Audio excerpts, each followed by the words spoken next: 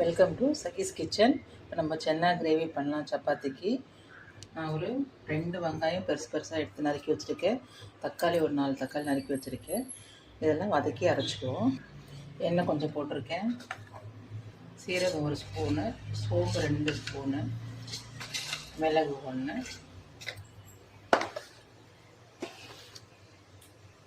Cut பண்ணி வச்சுருக்கிற வெங்காயம், தக்காளி எல்லாமே போட்டுட்டு நல்லா வதங்கிட்டேன். இப்போ இதிலே கொஞ்சோண்டு மஞ்சத்தூள், இஞ்சி பூண்டு பேஸ்ட்டு கொஞ்சம், அப்புறம் கொஞ்சம் குழம்பு திக்காக வரதுக்காக தேங்காய்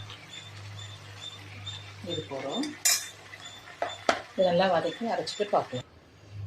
எண்ணெய் போட்டுக்கலாம்.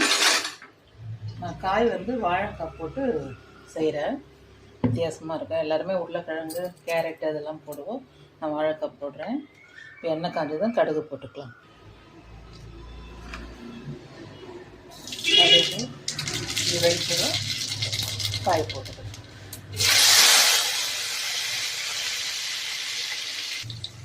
இதில் குழம்புக்கு தேவையான மிளகாப்பொடி நான் 3 ஸ்பூன் போட்டுக்கிறேன். தேங்காய் விடுறதுனால காரம் கம்மியாகிடும்.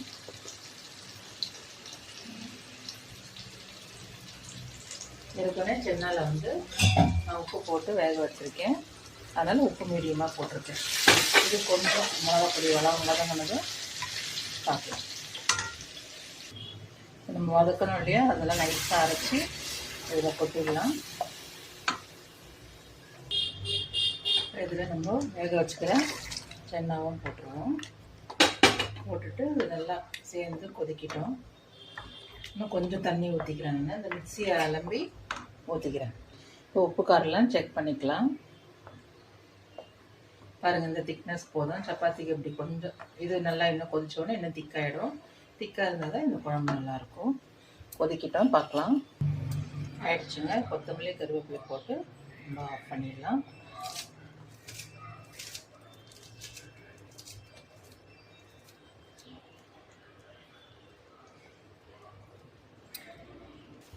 பாருங்கள், குழம்பு எவ்வளோ திக்காகிடுச்சு. அவ்வளோதான், நான் ஆஃப் பண்ணிட்டேன். சப்பாத்தி ப்ளஸ் சென்னா கிரேவி பிடிச்சிருந்தால் லைக் பண்ணுங்கள். சகீஸ் கிச்சனை சப்ஸ்கிரைப் பண்ணுங்கள்.